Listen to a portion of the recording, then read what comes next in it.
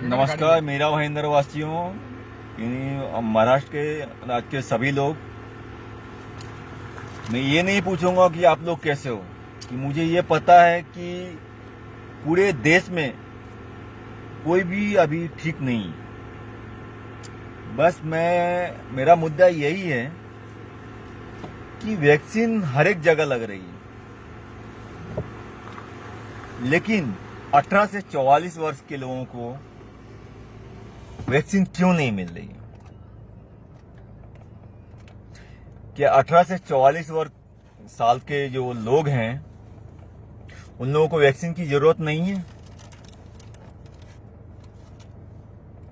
मुझे लगता है कि सबसे ज्यादा वैक्सीन की जरूरत जो नौजवान वर्ग हैं, जो 18 से 44 साल के अंदर आते हैं, उन लोगों को जरूरत है। लेकिन यहां पे महाराष्ट्र सरकार द्वारा जो 18 से 44 साल के लोग हैं उनको वैक्सीन नहीं दिया जाता है। आज आप हर एक जगह देखो, जो 18 से 44 साल के लोग हैं वो अपना पेट पालने के लिए हो या समाज सेवा करने के लिए हो, हर एक जगह ऑफिस जाते हैं, रोड पे निकलते हैं, क्योंकि उनको अपना जीवन यापन करना है, अपना घर चलाना है। और ये कोरोना काल में बहुत सारे ऐसे लोग हैं, नौजवान लोग, जो अलविदा कर चुके हैं हमको, और उनके फैमिली में छोटे छोटे बच्चे हैं। मेरा ये मानना है यदि उनको वैक्सीन दिया जाता तो शायद वो बच सकते थे। लेकिन महाराष्ट्र में वैक्सीन की कालाबाजारी हो रही है। वैक्सीन मिल रहे हैं, 18 से 44 साल के लोगों को भी वैक्सीन मिल रहे हैं, लेकिन प्राइवेट हॉस्पिटल में। जो वैक्सीन सरकार को फ्री में देना चाहिए वो प्राइवेट अस्पताल में आपको 700, 800, 1000, 1500, यहां तक कि 1800 तक में भी दिया जाता है। क्या हम सरकार को इसके लिए वोट देते हैं कि हमको वैक्सीन के लिए भी पैसा देना पड़े? कोई भी सरकार हो, मैं यहां पे पार्टी पॉलिटिक्स नहीं खेलना चाहता हूं। अपना नीति एक ही है, समाज सेवा।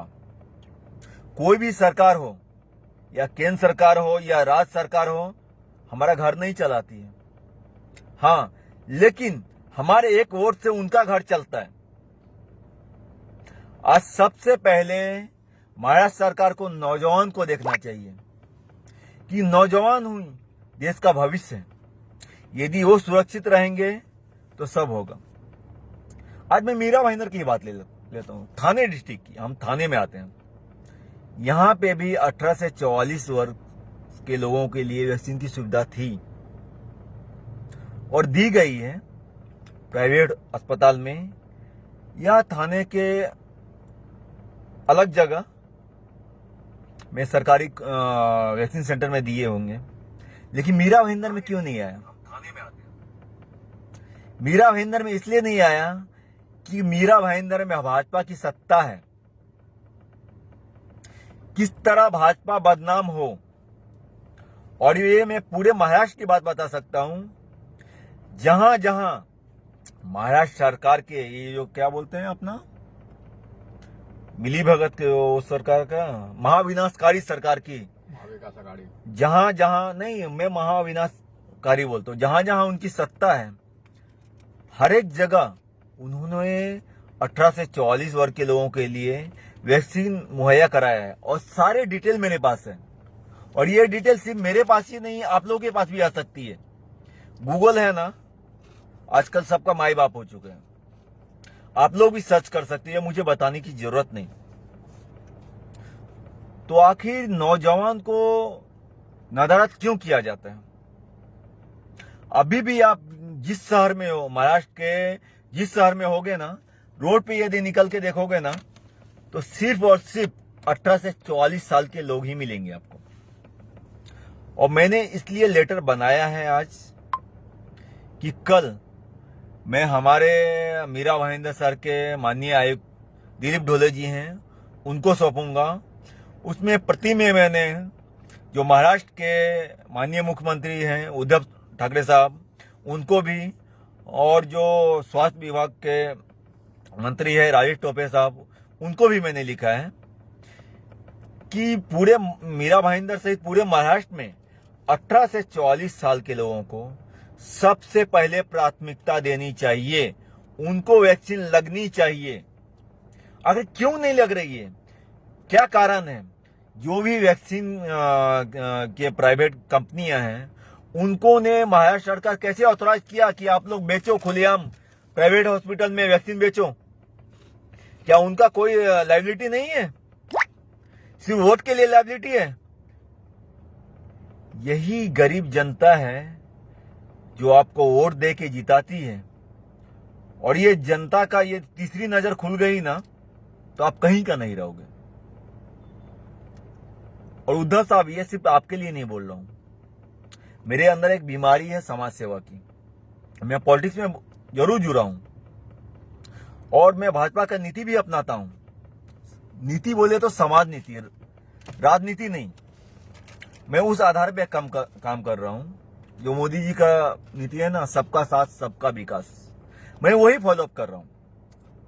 और इसीलिए आज मैं 1.5 साल से अपना ऑफिस बंद करके, रिजाइन करके लोगों की सेवा में लगा हूं। कहीं ना कहीं ये मेरी देन नहीं, ये भाजपा की देन है, क्योंकि मैं भाजपा में जुड़ा, मैंने उनसे सीखा कि कैसे सबका साथ सबका विकास कैसे करते हैं। वो हिसाब से मैं राजनीति में उतरा। वैसे तो राजनीति में मैं भाजपा में लगभग 20 साल से जुड़ा हूं, लेकिन तभी बच्चा था। अभी थोड़ी थोड़ी अक्ल आई है कि कौन सी सरकार क्या कर रही है। महाराष्ट्र में सिर्फ केंद्र सरकार को बदनाम करने की नीति अपनाई जा रही है।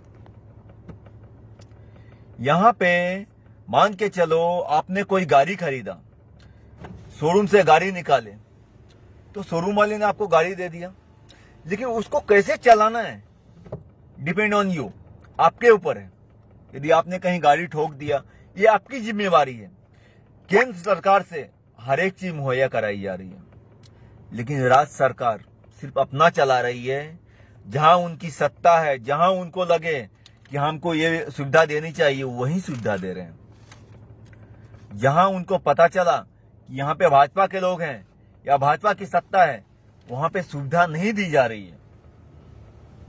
मैंने कुछ दिन पहले जो बीएमसी के महापौर हैं, माननीय किशोरी पेडनेकर जी, उनको भी कॉल किया था कि ये वैक्सीन का फंडा क्या चल रहा है।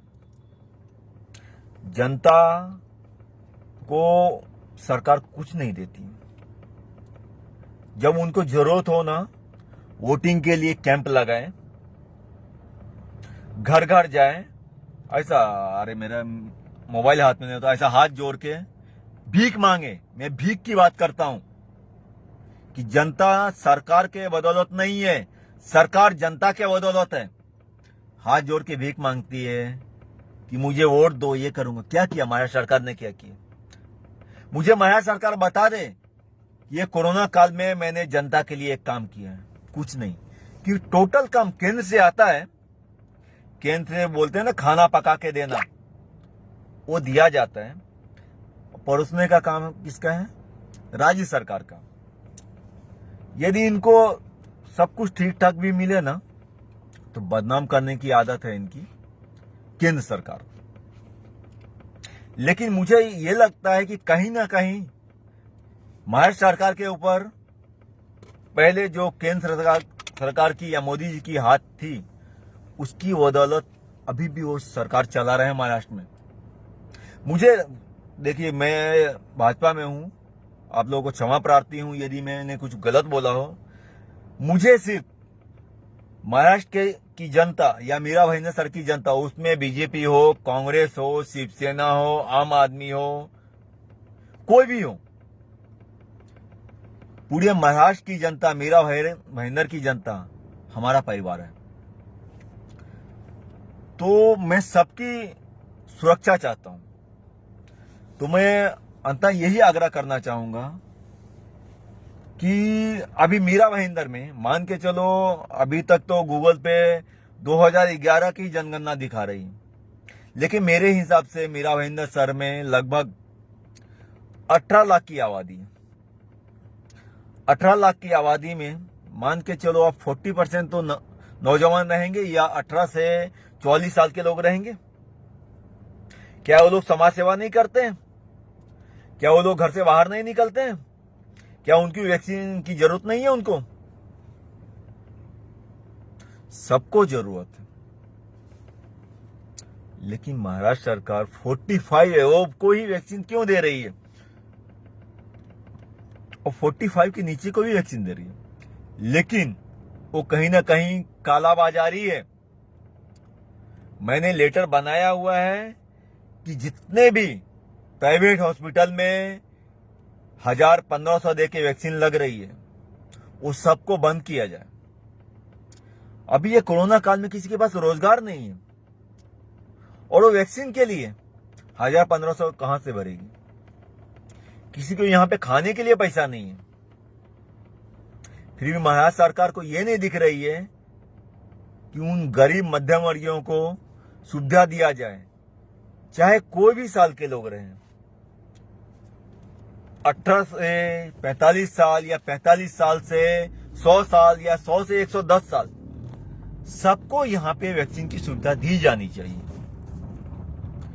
क्योंकि भगवान ने प्राण सबको दिए है और यहां पे सबको जीवन रक्षा करने का अधिकार है। लेकिन महाराष्ट्र सरकार ये क्यों नहीं समझ रही है?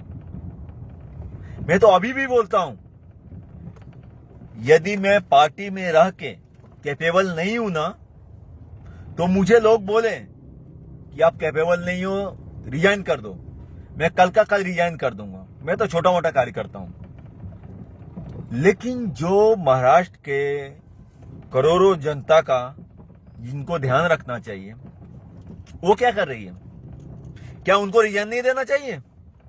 वो रिजाइन देंगे और जरूर देंगे, लेकिन आम जनता का खून चूसने के बाद, उनका पूरा पर्दाफाश होने के बाद, सारे घोटाला सामने आने के बाद मुझे तो शर्म आती है, मुख्यमंत्री कहते हुए भी शर्म आती है कि ये कोरोना काल में भी वो राजनीति कर रहे हैं। जहां जहां उनके लोग हैं, जहां जहां उनके सत्ता है, वहां वैक्सीन दे रही है, हर एक सुविधा दे रही है। लेकिन उनको पता चल गया ना यहाँ पे भाजपा की सत्ता है, एमबीएमसी बीएमसी कहीं भी, वहां पे ना वो दोनों आंख बंद कर लेते हैं। लेकिन जनता की तीसरी आंख खुल चुकी है, आपकी सच्चाई सबके सामने आ चुकी है। मैं ज्यादा नहीं बोलना चाहूंगा, बस आप मुख्यमंत्री हो ना, महाविकास आघाड़ी, लेकिन कुछ कुछ जनता बोलते हैं महाविनाशकारी। महाराष्ट्र में जो सरकार गलती से बन गई ना, महाविनाशकारी सरकार, जो आए दिन अपने ही अपने फंडे में फंसे रहते हैं। कभी 100 करोड़ का घोटाला हो, कभी सुशांत सिंह केस हो, कभी पालघर में साधु का हत्याकांड हो, उसमें ही उलझे रहते हैं। तो उनको जनता कैसे दिखेगी? लेकिन मैं अभी बोलना चाहूंगा, अब सब कांड को भूल जाओ। यदि कोरोना काल में आप जनता को देखोगे ना, तो जनता सब भूल जाएगी। और कहीं ना कहीं आपको जनता को देखना चाहिए।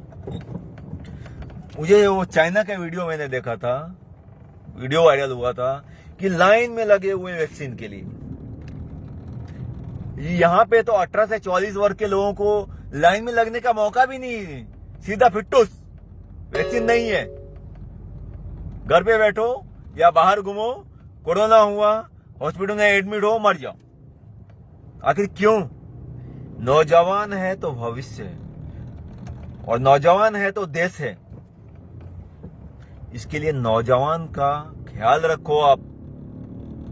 और मैं लेटर सबमिट कर रहा हूं, यदि मेरे लेटर पे आयुक्त साहब, और मैं एक भी बात बता रहा हूं आपको, ये लेटर में मैं सिर्फ आयुक्त साहब, माननीय उद्धव ठाकरे साहब, माननीय राजेश टोपे साहब को मैं लिख रहा हूं, क्योंकि मुझे पता है कि मीरा भाईंदर में हमारी सत्ता है, लेकिन हमारे उप महापौर को कुछ भी अधिकार नहीं दिए गए हैं। मैं तो अभी भी चैलेंज करता हूं कि हमारे भाजपा के उप महापौर और महापौर को हमारी सत्ता को कोरोना काल में अधिकार दिया जाए कि आप हैंडल करो। फिर मैं दावे के साथ कह सकता हूं कि मीरा भाईंदर में 18 से 44 साल के लोगों को वैक्सीन लगेगी और कोरोना पॉजिटिव अभी कम हुए, उससे भी कम करने का दावा है मेरा। क्योंकि हमारी भाजपा सरकार राजनीति में जरूर है और कहीं ना कहीं राजनीति करनी पड़ती है, लेकिन सबसे पहले उनका मुद्दा है विकास। जनता का विकास कैसे हो, लोगों का विकास कैसे हो। अरे मैं उन 15 लाख वाले को बोल रहा हूं जो बड़े बड़े गले फाड़ के चिल्लाते हैं कि 15 लाख कहां गया। उनको 15 लाख दिखाऊं क्या मैं? आज तक के इतिहास में कभी मुझे बता दें कि भारत को कोई भी देश सहायता करता था? नहीं करता था। आज मोदी जी हैं जो विश्व में हर एक देश मोदी जी की सहायता हो या उनका खौफ हो या उनका नाम हो, उसकी बदौलत भारत को सहायता मिल रही है।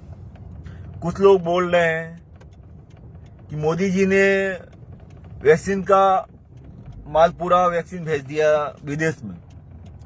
अरे ना समझो लोग, मोदी जी यदि वैक्सीन नहीं देते तो आज वैक्सीन का कच्चा माल जो विश्व का हर एक देश बोलता है कि मैं मोदी जी के साथ खड़ा हूं और मैं मोदी जी को कच्चा माल दूंगा, यदि मोदी जी ने एक दिया है ना तो विश्व के हर एक देश से 2 लेने का दावा रखते हैं, वो वही कर रहे हैं।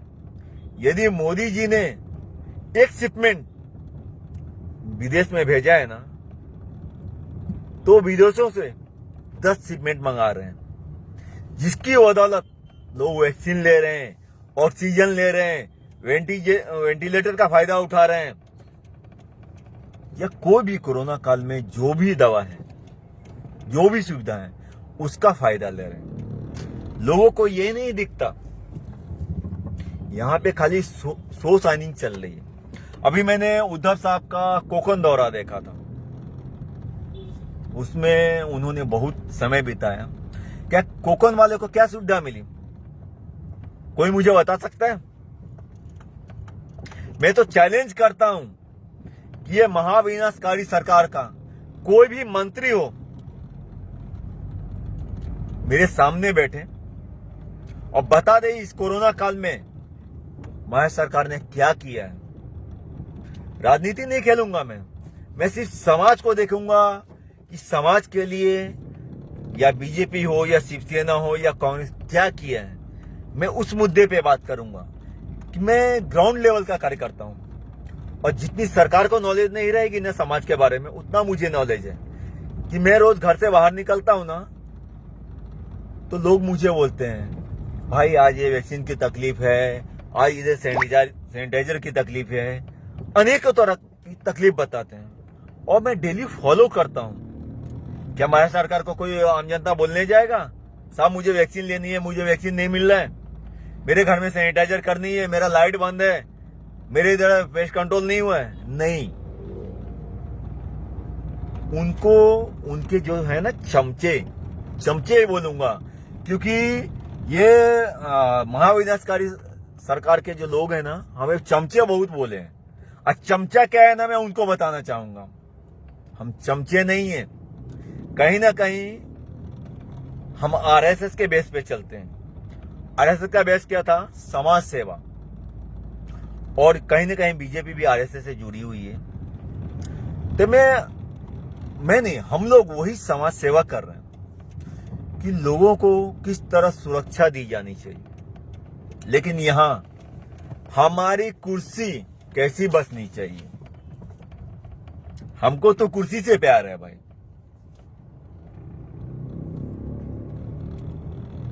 यहां पे जनता को अंधेरे में रख के राजनीति खेली जा रही है और हमारी जनता समझ नहीं पा रही है। भले कोई भी विरोधी पार्टी को बुरा लगे, लेकिन यदि हमारी सरकार भी गलत रहेगी ना, मैं उनके खिलाफ भी बोलूंगा कि जनता है तो सरकार है, हम है तो सरकार है, हम नहीं है ना तो कुछ भी नहीं है, ये देश भी नहीं है। इसलिए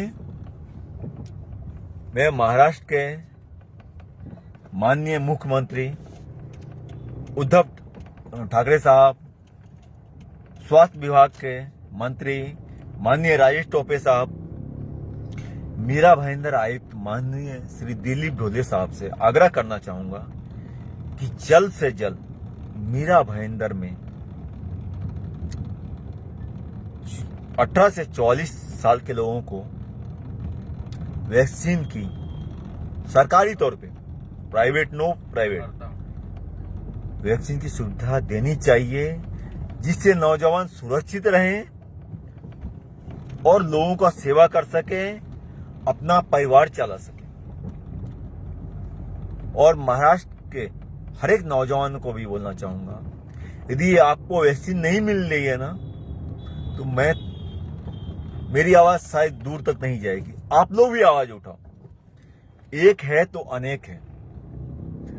यहां पे रोटी सेकने का काम हो रहा है।